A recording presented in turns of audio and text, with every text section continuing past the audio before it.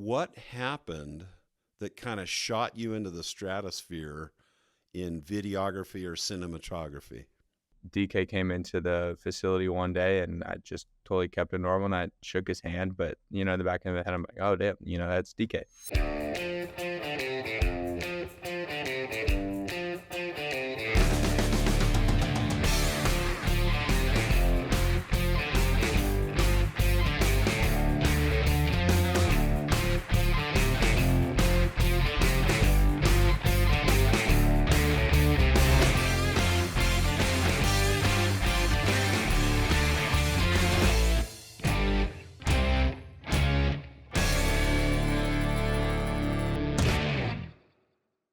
Welcome. We are at Beyond the Game, and I am so grateful to have the youngest videographer for the NFL cinematography or films, Niko Carste. Niko, welcome. Thanks for showing up. Thank you, Mike. Thank you for having me. It's interesting when you're the second videographer that we've had on the Beyond the Game. But there's a reason for that.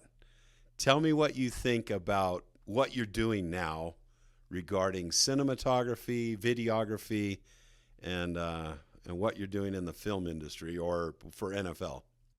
Yeah, I mean, it's really fun. I'm in a unique position for sure, and a very lucky position that is. And yeah, I've been working for the NFL for many years now, and just recently started working for NFL Films. And there's just it's always been cool. As first I was a fan of football, and now seeing it right in front of your eyes and so much of the behind the scenes stuff.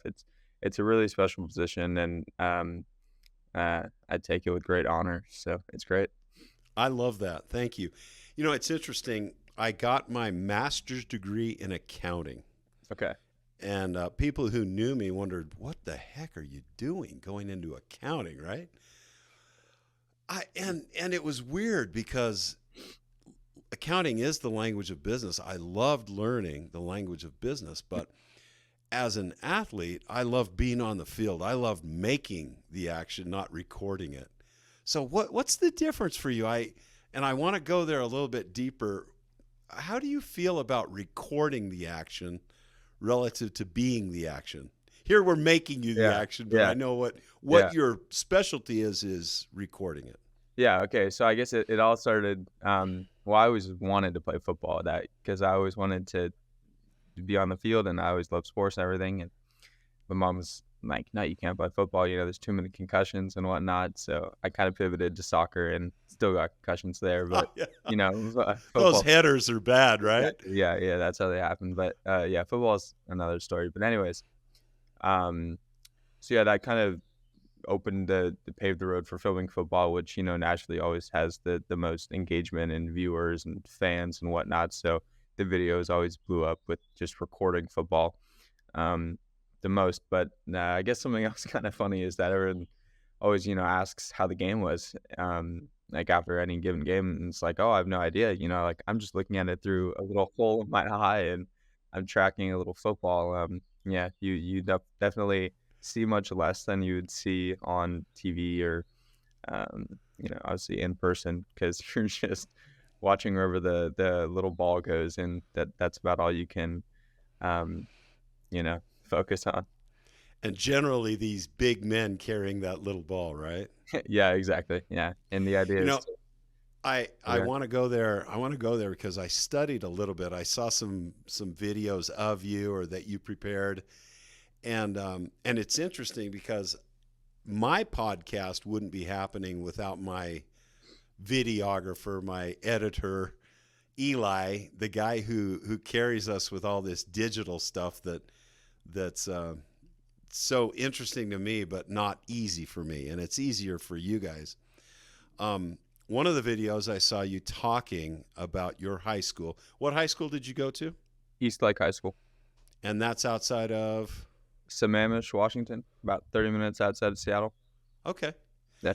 And you talked about in this video, you talked about your high school football team and some cool dudes that were taking video You know, you saw them as upperclassmen. Yeah. Tell me what you saw and why that was intriguing to you.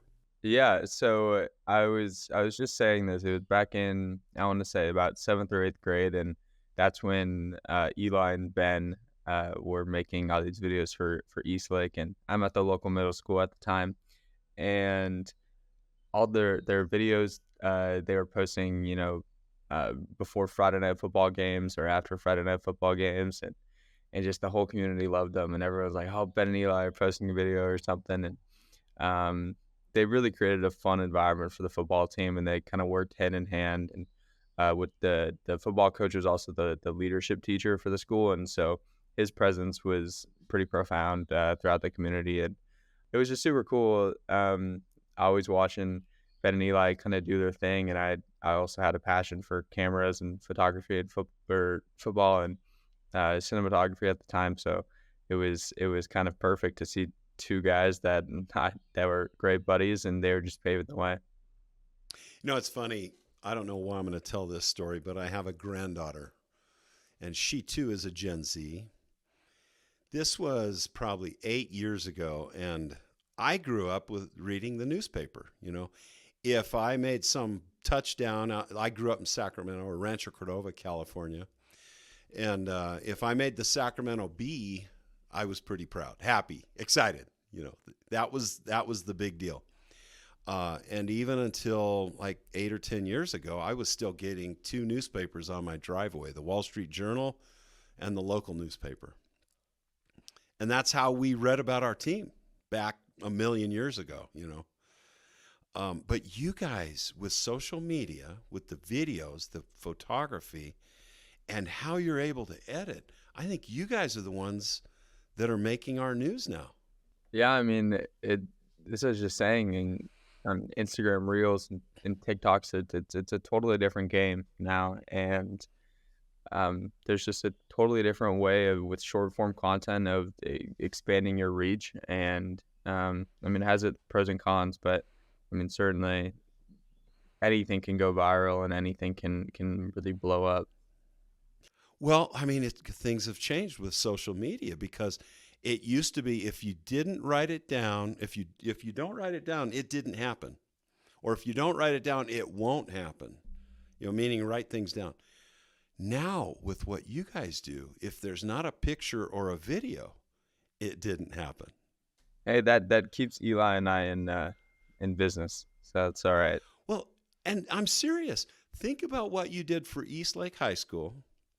And I don't know, maybe they had a modest team, No, but the absolutely. cool videos that you created became of interest to a whole lot of people.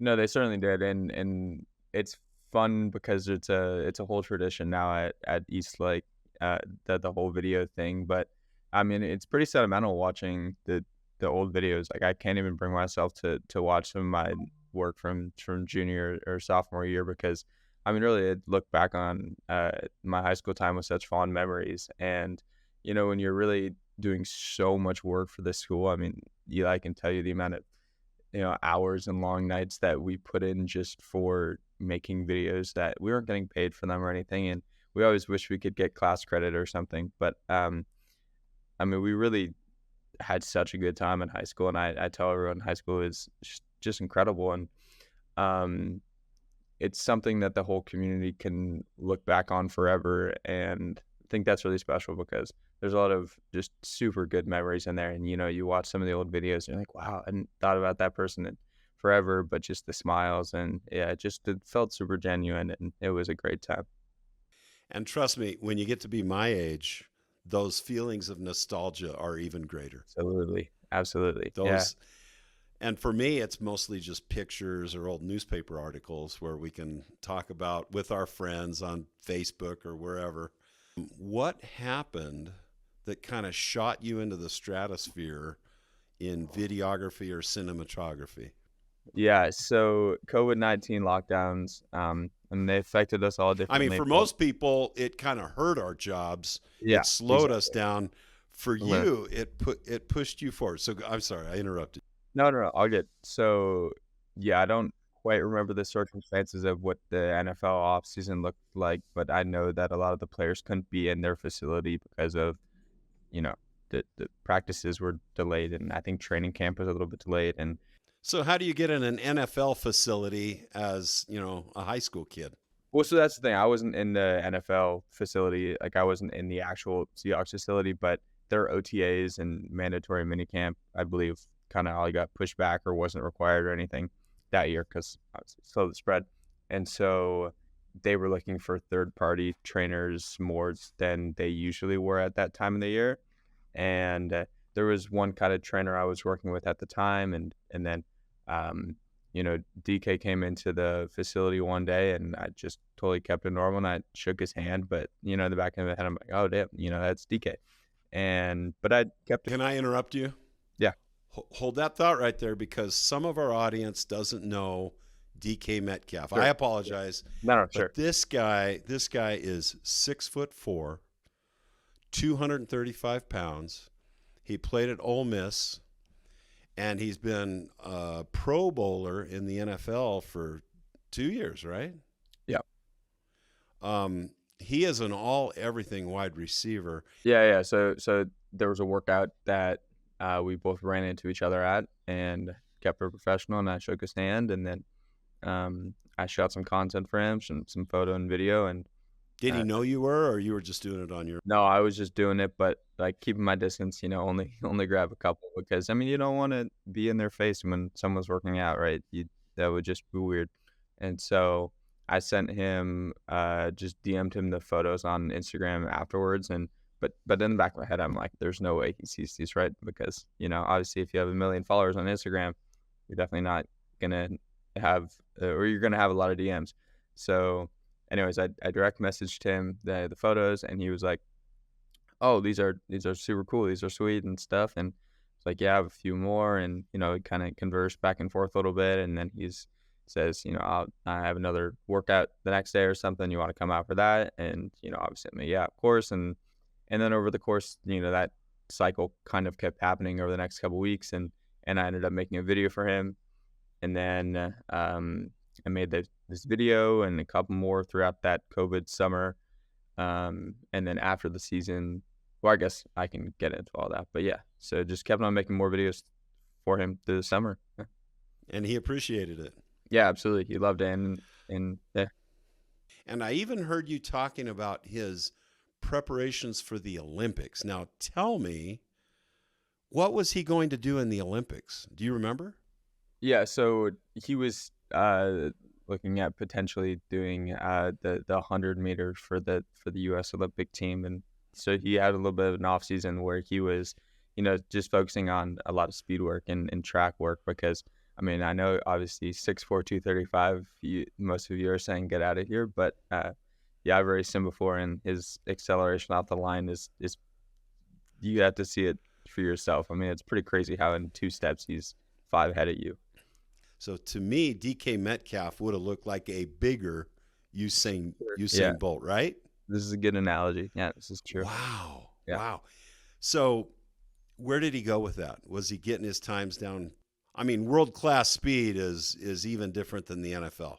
Yeah, short answer is no, but not yet, I'll say. So he went to I want to say it was called the Golden Games or something. It was some event preceding the Olympic trials, and so it was cool because I forget exactly what time he ran, and I don't want to get it wrong, but it was still a damn good time. And low tens.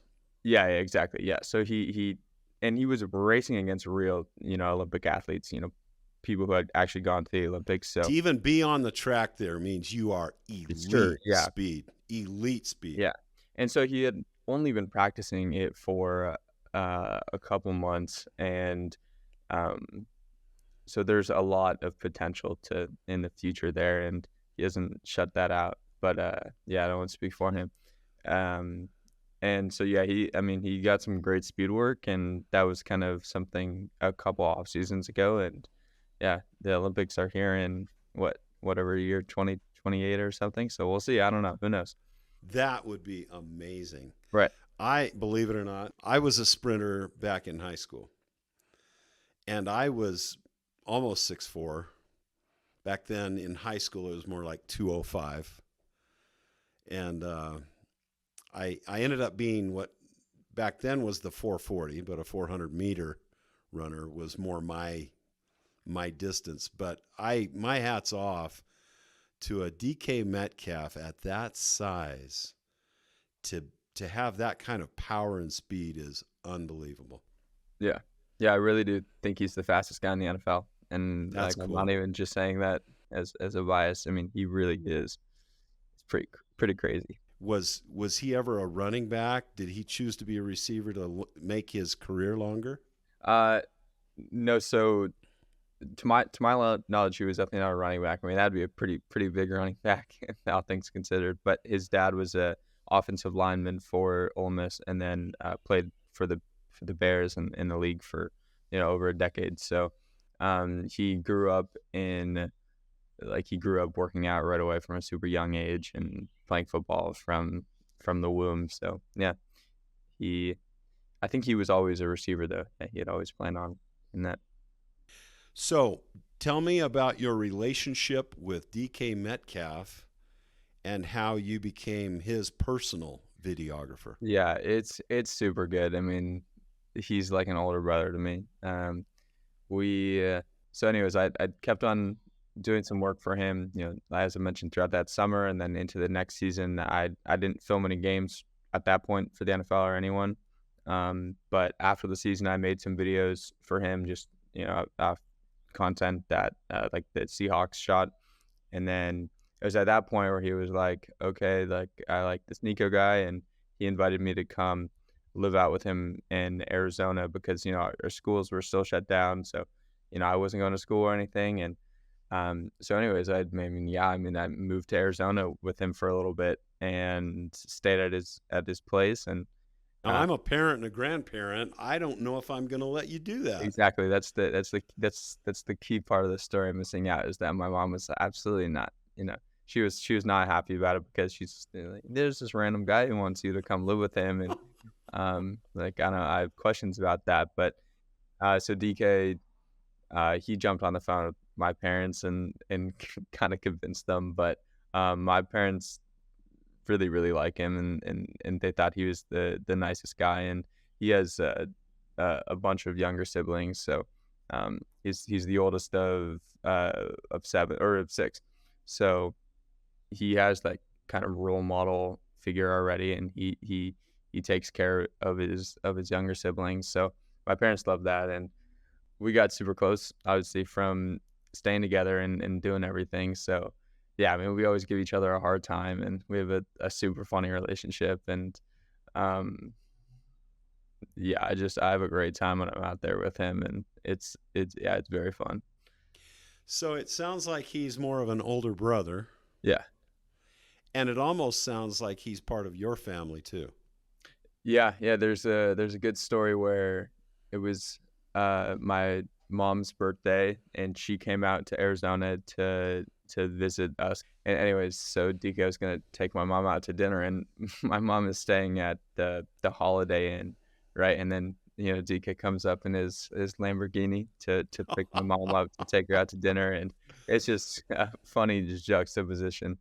Um, but yeah, he's just he's a great dude, uh, and he'll bring my parents out to games and stuff too. And yeah, it's a great relationship. Well, cool. Yeah. And I think Eli told me that he has since moved to Los Angeles. So when you're doing work for him, you go out there and stay with him and take videos. Yeah, just little bits of time here and there, and yeah, shoot workouts and other miscellaneous things. Yeah. And I watched some of those workouts, and again, it's amazing that you can capture his workouts. And if I'm a young kid who wants to become a DK Metcalf, I can maybe watch some of those things and do what he's Yeah. doing. Yeah, it's certainly not a tutorial, the videos I make, but yeah, you can get little bits of this training through them for sure. Yeah. You said something about you graduated from YouTube University. Tell me what that means. Yeah, that's potentially a regrettable line. I don't think I don't think so. I actually believe that there's a lot of value to what you're saying. That's why I want you to suss Yeah, this yeah, out. yeah. No, it's definitely it stands true though. I mean, I said it back then and I still do it, but every night before I go to bed, I just always listen to something. I mean, you can learn so much on YouTube. There's quite literally any piece of information you want, you can get it. And so, yeah, before bed, I would just always listen to something, whether it's about anything, because you can get almost a degree on there with just the amount of information there. So I think it's great, and that's where I learned to how to film and camera technology and whatnot and everything. Yeah, No, it's amazing all the skills. you learn how to do it on YouTube. Yeah, And what is there that you can't learn on YouTube for good or bad, right? yeah, yeah, So YouTube University helped you in some of these these things, these processes that you were learning. yeah, And absolutely. but how did how did you get involved with the NFL films? Did DK Metcalf introduce you? I'd been filming for DK for about a year or so at that point, and then we had to find a way to film games because it's you got to there's a whole system of getting a credential for the game, right? You can't just show up to a field and say I want to film a game. Oh, they've So got to give you one of those tags you put on your belt or whatever. oh yeah, the vest and the Oh whole yeah, yeah. 10 yards, yeah. So I remember the NFL was looking to fill one of their basic videographer roles at the time. There was a little bit of a connection with DK's manager, who I think kind of put me in contact with the hiring manager for the position, and then that person. I mean, it wasn't just given the position or anything of that sort. I still had to formally apply and whatnot and showcase my work, and so I got the job from that year, and maybe I was the youngest at that point too, and yeah, that's how I kind of got my foot in the door at the NFL. And with NFL films, are you mostly just following the Seattle Seahawks or anything they tell you to do? Yeah, so NFL films is a whole nother beast, but I got that position in the middle of last season, so it was kind of crazy. I mean, I'd started the year with one role at the NFL, and then I left that partway through the season, and then started working for NFL Films. And yeah, you can get sent anywhere, any week. So it's there's no guarantee that you film the games. I mean, you have to do good work, and it's kind of a gentleman's handshake that um, maybe you'll do more Seahawks home games just because you're in the Seattle market, but there's never a guarantee. And yeah, I mean, some weeks you could go to Vegas or you could go to Denver, and yeah, you could learn of it that week or you could learn of it 2 weeks before. But yeah, they keep you on your toes. It's fun. I love that. Good for you. Yeah. So who knew that the pandemic would drive you Right. Yeah. into? All right, so you're kind of young, but you're a junior at University of Washington. I'll reveal a little bit more about my age. The Pac-8 back then was my favorite football conference. I hadn't played at BYU, and it was really hard choosing between Berkeley, Stanford, UCLA, and BYU when I chose my football, but I'm glad I went to BYU. Anyway, and then the Pac-8 became the Pac-10, which became the Pac-12. Were you a Pac-12 fan or just UW? Not really. I really didn't follow college football growing up at all. But UW was always just a natural fit, being an in-state guy and how much college costs and stuff. So, Right. I mean, I lived so close to UW, and then I ended up getting into the business school there, and it was turned into a no-brainer because they have a great business school, and UW is a good school in itself. So I was like, I have to go here. Yeah. Very good friend of mine got his business degree from UW, and he did extremely well in business. Yeah. Do you have any feelings about University of Washington traveling instead of going to UCLA or Stanford or Oregon? Now you get to go to Rutgers or Penn State. Yeah. I don't know if I'm gonna travel with the football team this upcoming season. I mean, falls are just crazy, man, with the NFL work and then college as well. I mean, I've had certain weekends where you have a away UW game and then an away NFL game, or home UW game and then an away NFL game, and it's just the long weekends on top of school are certainly a lot. So You're kind of young to be such a great frequent flyer, though. oh yeah, I I'm not a fan of airports anymore like I once was. Yeah. Agreed. Agreed. I heard you say something that, and this was about your videography, and I think it was kind of making it into the circles that you've made it into. You said something that I thought was a little bit profound or profound. It was, you have to put yourself in uncomfortable positions. Tell me what you meant by that. Yeah, I think growth starts when you leave the comfort zone, for sure. And when you challenge yourself, that's the time when you learn. I think everyone should try and challenge themselves in all aspects of life, not even relating to football or I don't know. I like to think of it kind of like lifting weights. yeah. If I Yeah. just lift light weights all the time and not very often and not very many reps, my muscles aren't being pushed, right? Yeah, you need that growth stimulus. And so the uncomfortable heavier weight with more reps causes my muscles to get stronger. And emotionally, we're human beings are just built that way. We are designed for adversity. So have you suffered any adversity in, now I know you're young and and you shouldn't look for adversity, but what things have been difficult that you've overcome and then recognized that, hey, I'm better for that? I can think of a lot of little things in terms of filming a football game where I'd be in a different place, or I would have shot that differently, or something. I'm not really sure about anything, big moments, but yeah, there's a number of just little technical things about the game of football, like which way the quarterback opens up, given they're a lefty or righty, or which way they're driving down the field, and there are certainly things you would shoot differently um, if you had another chance. And I think all those, I mean, I guess that wouldn't necessarily be adversity, but you just learn at all points throughout shooting a game of football. That's awesome. And you're right. I mean, when I caught balls from Jim McMahon or from Steve Young, one's a lefty, one's a righty, Yeah. and you had to have your hands prepared a different way because of the spin of the ball. And so we humans have to adapt. And it's interesting that you as a videographer adapt even during the game to Oh yeah, the absolutely. situations that you're, and then at the quarter, they switch directions and you have to maybe go all the way around the field, right? All down. Yeah. Yeah.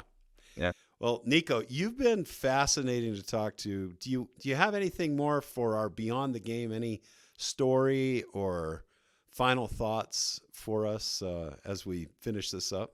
We claim Puka Nakua as a pro dog over here. He's no pro cougar. He played for both of our schools, and isn't it Yeah. fun to see him do so well for the Rams? Yeah, it is super cool. But I feel like people really don't know that he went to UW for a couple of years. Oh, Yeah, and he did well. yeah. But he's a BYU guy. Yeah, I figure. Well, I'm sure that he still considers UW. What's the matter with the University of Washington? It's a great school. Yeah, I mean, he's always just been a super good human being, and I feel like there's a direct correlation between just being a good person and actually how successful you are in the league. I guess that's something a lot of people might not see, but yeah, I mean, football is obviously a totally intellectual game, and you got to be very, very smart up there, and I think Pukas embodies that for sure, and he has all the athletic traits as well, and yeah, he's Well, just a great guy. Yeah. yeah, it's interesting because it is. I mean, believe it or not, I think they always believe that, or it's well understood that football players are the most intelligent athletes. Yeah. I have a lot of friends who play other sports, so that was for them. No, you have to be intellectual, but you also have to be very physical. You have to be very physical, and then you have to have some desire. You have to have that drive. I think about you talking about DK Metcalf, and here he is already doing extremely well Yeah. as an NFL, one of the best wide receivers in the league. And he wants to push himself further and try for the Olympics. Unbelievable. You know, Yeah. it's a desire to, I don't know. I don't know if it's a desire to make yourself better or just see what you can accomplish. So that leads me into asking you, Niko, what are your dreams, aspirations? What do you aspire to in the near future or even in the long term? Yeah, I mean, I definitely want to keep working with DK and work with NFL films for as long as possible, but just on the side, definitely keep freelance jobs open, and I would love to get into the like other spaces as well, like the running space. I think is super cool. Um, there's a lot of content to be made there for running brands or like athletes and whatnot, and just always doing freelance work because I mean it's not the most stable. You got to be good at what you do, but I think it's rewarding in that you don't have to wake up and do the same monotonous thing every single day, and I think that's a lot of fun. I saw a quote of yours where you said that you would like to do one of those ultra marathons. Have you done that yet, or what are you I doing to have, prepare for yeah, I've that? done a couple. Yeah, so Whoa. I've done, yeah, it was super spur of the moment last year. Where I did a couple ultra marathons, and then I just did a marathon build, and then um, I'm doing another. It's a 100-mile one this summer. Yeah, about 7 weeks out. Yeah, All right, you lost me there. yeah, yeah. I I like to play tennis and a little bit of golf, and then I come thought, home and have a lemonade.